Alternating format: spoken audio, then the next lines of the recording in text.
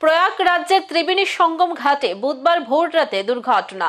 পদপিষ্ট হয়ে আহত হয়েছেন কমপক্ষে ৩০। মৃত্যুর আশঙ্কা উড়িয়ে দেওয়া যাচ্ছে না এবং উদ্ধার কাজ শুরু হয়েছিল যথাসময়ে। আহতদের উদ্ধার করে কাছের হাসপাতালে নিয়ে যাওয়া হয়েছে।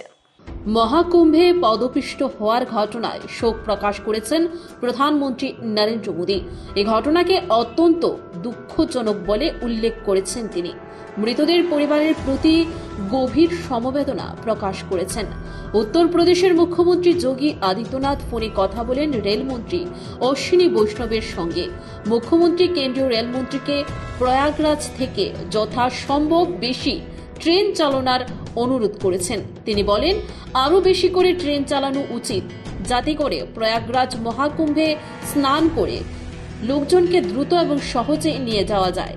দিল্লিতে প্রধানমন্ত্রীর বাসভবনে অনুষ্ঠিত কেন্দ্রীয় মন্ত্রিসভার বৈঠকে রেলমন্ত্রী অশ্বিনী বৈষ্ণবের সঙ্গে কথা বলেছেন প্রধানমন্ত্রী নরেন্দ্র মোদী। মহাকুম্ভে পদদলিত হওয়ার পর প্রয়াগরাজ থেকে ভক্তদের নিরাপদে সরিয়ে নেওয়ার জন্য রেলওয়ের প্রস্তুতির সম্পর্কে তথ্য নেন।